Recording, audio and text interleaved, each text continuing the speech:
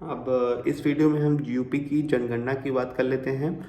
ठीक है, तो यूपी में जो जनगणना हुआ था, भारत में जो पहली जनगणना हुई थी वो 1872 में हुई थी, लेकिन इसकी जो शुरुआत हुई है विधिवत वो 1881 में हुई थी, रिबन द्वारा करवाई गई थी। तो ये भी बहुत इंपॉर्टेंट क्वेश्चन है, 1881 में पॉपुलेशन पे करवाई गई थी। ठीक है, अब यूपी के हम जनगणना परिदृश्य की एक बार बात कर लेते हैं। यूपी में जो देखो लार्जेस्ट जो एरिया के मामले में यूपी जो है वो चौथे स्थान पे आता है। पहले पे राजस्थान है, दूसरे पे एनपी है, तीसरे पे महाराष्ट्र है, चौथे पे यूपी आता है। ठीक है, इनकी कुल जनसंख्या जो है 19 करोड़ 98 लाख है। ठीक है, और ये जनसंख्या के मामले में चीन, भारत, अमेरिका और इंडोनेशिया के बाद 5वें स्थान पे आता है। ये बहुत इंपॉर्टेंट फैक्ट है। इनकी जो आबादी है 19 करोड़ 98 लाख है, और ये जनसंख्या के मामले में चीन, भारत, चीन, भारत, अमेरिका और इंडोनेशिया के बाद 5वें स्थान पे आता है। इनमें जो पुरुष की संख्या है वो है 52% और जो महिला की संख्या है वो है 47%। ठीक है, ग्रामीण संख्या की बात करें तो 77% ग्रामीण संख्या है, यानी कि 15 करोड़ 15.5 करोड़ ग्रामीण संख्या है। और ग्रामीण संख्या के मामले में ये देश में नंबर 1 पे आता है, और नगरीय संख्या के मामले में देश में नंबर 2 पे आता है। इसमें महाराष्ट्र के बाद नंबर 2 में आता है। ठीक, इनका जो सेक्स रेशियो है ये बहुत ही इंपॉर्टेंट है। इनका जो सेक्स रेशियो है वो है 912/1000। ठीक है, यानी 912 वुमेन पे 1000 मैन हैं, और इसके हिसाब से ये 26वें स्थान पे आते हैं। और अगर इनको डेंसिटी की बात की जाए तो डेंसिटी जो है वो 829 है। 829 इसका मतलब है ये जो है डेंसिटी के मामले में 9वें स्थान पे आते हैं। इनका औसत साक्षरता क्या है, 67% है। मेल में 77% है, फीमेल में 57% है, और साक्षरता के मामले में ये 29 पोजीशन पे आते हैं। ठीक है, अब आते हैं सबसे ज़्यादा सबसे कम कहाँ क्या है उसके बारे में जानकारी ले लेते हैं। सबसे बड़ा सबसे ज़्यादा जनसंख्या वाला जिला प्रयागराज है, सबसे कम महोबा है। ठीक है, सबसे ज़्यादा डेंसिटी वाला जो जिला है वो है तुम्हारा गाजियाबाद, और सबसे कम जो है वो है ललितपुर। ललितपुर के इम्पॉर्टेंट फैक्ट ये है कि ललितपुर 3 साइड से मध्य प्रदेश से घिरा हुआ है। ठीक है, और सबसे अधिक साक्षरता वाला जो है वो है गौतम बुद्ध नगर, और सबसे कम जो साक्षरता वाला है वो है श्रावस्ती।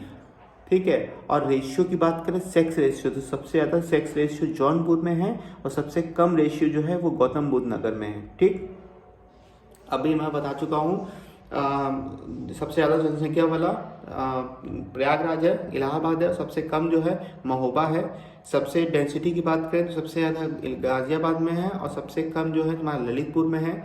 साक्षरता की बात करें तो सबसे ज़्यादा गौतम बुद्ध नगर में है, और सबसे कम श्रावस्ती में है। और सेक्स रेशियो की बात करें सबसे ज़्यादा जौनपुर में है, और सबसे कम जो है ये तुम्हारे गौतम बुद्ध नगर में है। ठीक, अब ग्रामीण जनसंख्या की बात करते हैं, 77% है, यानी 15.5 करोड़ है। ठीक, तो सबसे उस पर टॉप पोजीशन पे है, और नगरीय क्षेत्र में सेकंड पोजीशन पे है। अब 10 लाख के ऊपर जो नगर है उनकी जो संख्या है वो 7, और 10 लाख के ऊपर जो जिले हैं वो है उनकी कुल संख्या है 12।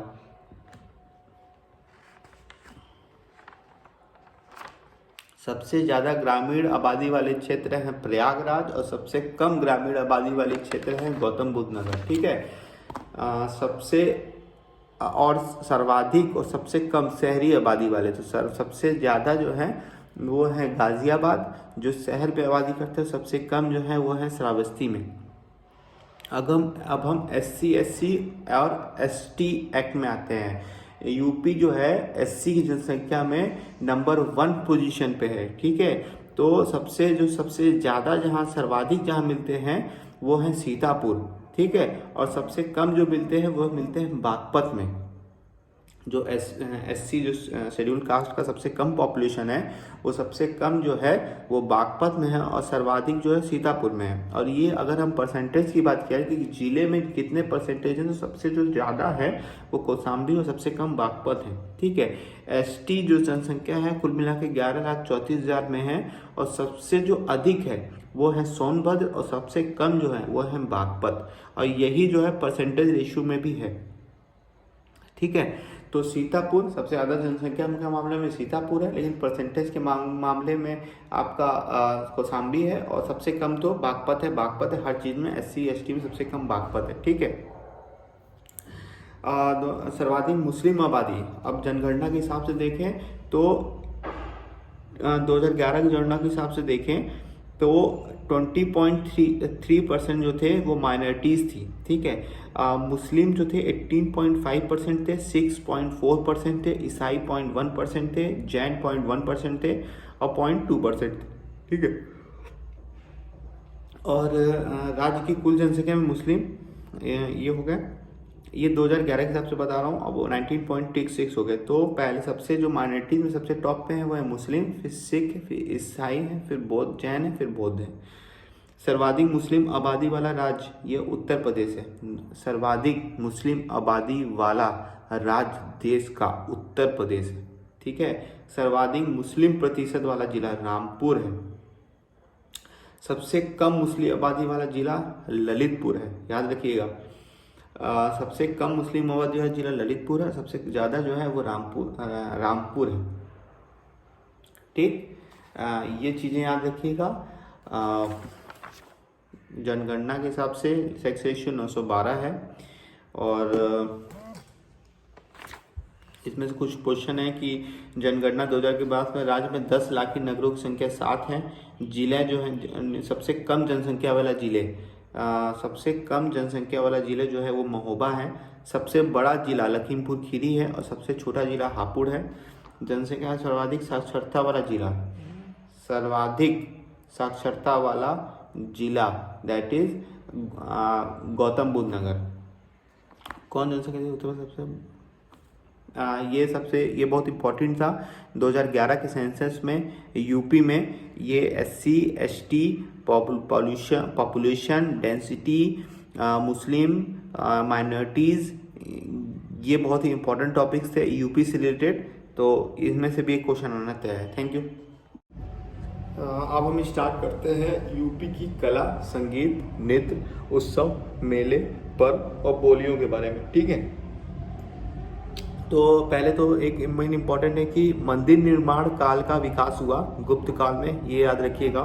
मुगल शैली का जो स्टार्टिंग करवाया था हुमायूं ने करवाया था। ठीक है, लेकिन जो इनका जो गोल्डन पीरियड था वो जहांगीर की टाइम चला था। ठीक, याद रखिएगा। और ईरानी, फारसी और भारतीय रागों का मिश्रण किया अमीर खुसरो ने। अमीर खुसरो बहुत ज़्यादा इंपॉर्टेंट है। अभी RO में, इलाहाबाद हाई कोर्ट RO के एग्ज़ाम में 10 तारीख में फर्स्ट शिफ्ट में इनका क्वेश्चन पूछा था, इनका जन्म कहाँ हुआ था।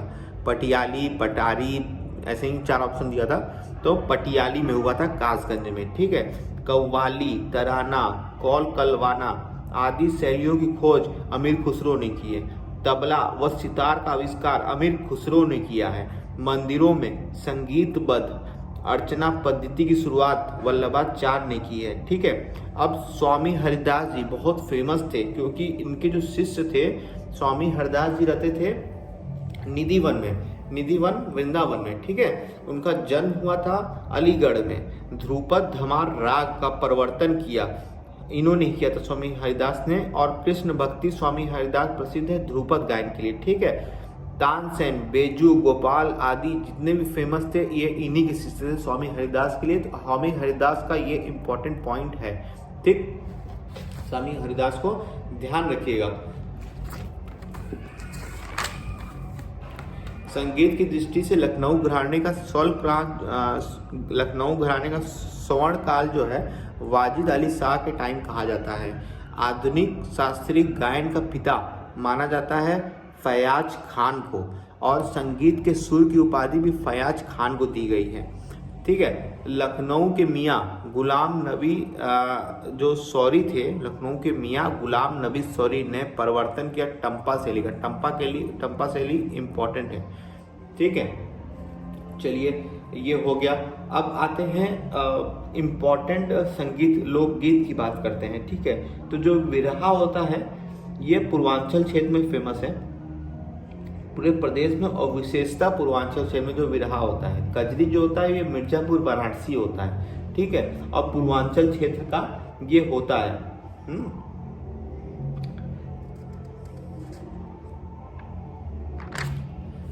संगीत कला शास्त्रीय नृत्य की बात की जाए तो यूपी में कथक ही एकमात्र शास्त्रीय नृत्य है, और कथक के प्रसिद्ध घराने हैं, that is Lucknow and Varanasi. संगीत कला प्रमुख लोक नाट्य, देखो यहाँ पे यूपी में दो ही हैं, एक रामलीला है और एक रासलीला है। नाम से आप बता देंगे, रामलीला आपका प्रयागराज, अयोध्या, काशी में फेमस है, और जो रासलीला है वो मथुरा में फेमस है। और एक होता है नौटंकी, नौटंकी जो होता है वो होता है कानपुर में और हाथरस में, ठीक है।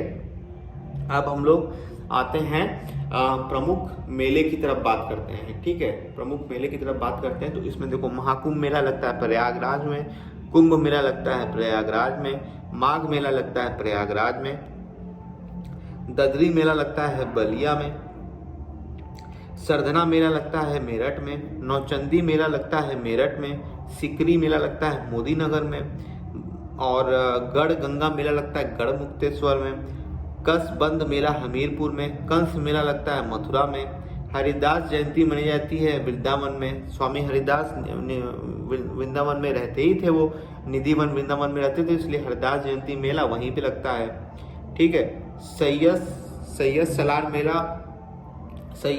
मेला लगता है बहराइच में। सैयद सालार मेला बहराइच का है। फाल्गुन मेला रामपुर का है। उत्तरायणी मेला मकर संक्रांति बरेली का है, ठीक है। देवी पाटन मेला बलरामपुर का है, और नककटैया वाराणसी का है। रथ यात्रा वाराणसी का है। शाकंभरी देवी मेला सहारनपुर का है। खिचड़ी मेला गोरखपुर का है। रामायण मेला अयोध्या का है। झूला मेला मथुरा अयोध्या का है। ध्रुपद मेला वृंदावन वाराणसी का है। विंध्याचल देवी मेला मिर्जापुर का है। ये प्रमुख मेले के नाम हैं। फिर प्रमुख उत्सव की बात करते हैं तो अमीर खुसरो महोत्सव पटियाली कासगंज में मनाया जाता है। कौमी एकता 19 से 25 नवंबर मनाया जाता है। गंगा वाटर रैली उत्सव ये आपका वाराणसी और प्रयागराज में मनाया जाता है। काम्पिल उत्सव फर्रुखाबाद में मनाया जाता है। बुद्ध महोत्सव बनारस में मनाया जाता है। शॉपिंग फेस्टिवल नोएडा में मनाया जाता है। सरदाना महोत्सव मेरठ में मनाया जाता है। कबीर उत्सव संत कबीर नगर में मनाया जाता है। कजरी महोत्सव मिर्जापुर में मनाया जाता है। सोन महोत्सव सोनभद्र में मनाया जाता है। सरयू महोत्सव अयोध्या में मनाया जाता है। यमुना महोत्सव मथुरा में मनाया जाता है। चिता भस्मी होलिका महोत्सव वाराणसी में मनाया जाता है। उरंग ये सब तो उधर ही है, मथुरा। छड़ीमार वहीं। त्रिवेणी इलाहाबाद का है। लठमार हुरंगा फॉलेन ये सब फॉलेन हुरंगा लठमार छड़ीमार ये सब होलिका उत्सव मथुरा में मनाया जाता है। त्रिवेणी का इलाहाबाद में मनाया जाता है। कन्नौज महोत्सव कन्नौज में। झांसी महोत्सव झांसी में। गोरखपुर महोत्सव गोरखपुर में। सैफई महोत्सव इटावा में। बिठूर गंगा कानपुर। गंगा महोत्सव गंगा दशहरा यूपी में। अखिल भारतीय व्यास समारोह वाराणसी में। देव दिवाली उत्सव वाराणसी में। वाराणसी महोत्सव वाराणसी में। लखनऊ महोत्सव लखनऊ में। सुलह कुल महोत्सव ये एकता हिंदू मुस्लिम एकता का ही आगरा में मनाया जाता है। और ताज महोत्सव आगरा में मनाया जाता है। ये है कुछ प्रमुख महोत्सव, ठीक है। ये कुछ है प्रमुख महोत्सव। अब आते हैं चित्रकला और मूर्तिकला की बात कर लेते हैं। तो सत्यम शिवम सुंदरम का जो चित्र था, सत्यम शिवम सुंदरम का जो बनाया था उसे शिव नंदन नौटियाल ने बनाया था। ये फेमस है। विश्वनाथ मेहता का प्रसिद्ध चित्र है प्यासा ऊंट सुहाग बिंदी और सृष्टि। ये ध्यान रखिएगा 2 पॉइंट। लोकगीत की बात करते हैं तो कजरी हैं। लोकगीत है बहुत इम्पोर्टेंट। शास्त्रीय नृत्य की बात करते हैं तो अभी प्रदेश में 4 स्थानों में कथक में स्नातक डिग्री दी जाती है। ठीक है, एक है BHU, एक है आगरा विश्वविद्यालय, एक है भारत खंडे संगीत संस्थान लखनऊ, एक है राष्ट्रीय कथक संस्थान लखनऊ। ठीक है, ये 4 जगह ही कथक की डिग्री दी जाती है और कहीं डिग्री नहीं दी जाती। अब लोक नृत्य की बात करते हैं, ये इंपॉर्टेंट है, ये आपका इसमें पूछ भी चुका है। तो देखिए, पहले हम बताएंगे आपको ब्रज क्षेत्र में कहाँ कहाँ होते हैं। कीर्तन, रास नृत्य, झूला, मयूर, नरसिंह, चरकुला, ये ब्रज क्षेत्र के हैं। ठीक है, और घड़ा नृत्य, घड़ा नृत्य, चरकुला, नरसिंह, मयूर, झूला, रास नृत्य और कीर्तन नृत्य, ये ब्रज क्षेत्र के हैं। ठीक है, फिर आते हैं ख्याल, घोड़ा, देवी, राई, पाई डंडा और कानरा और दीवारी, ये आपके आते हैं बुंदेलखंड क्षेत्र के। धोबिया, कटघोड़वा, कहरुआ, गोड़, नटवरी, नकटोरा, नटुआ, विदेशिया, ये पूर्वांचल में आते हैं। ठीक है, जोगनी, फरुहाई, टेढ़िया, सेला, कर्मा, ठड़िया, चौलर, ढरकहरी नृत्य, ये आपके सोनभद्र और मिर्जापुर में आते हैं। ठीक है, ये होते हैं। और उत्सव महोत्सव मैंने बता दिए हैं, ये सब इम्पोर्टेंट है, इतना पढ़ लीजिएगा, इतना एनफ है। Thank you.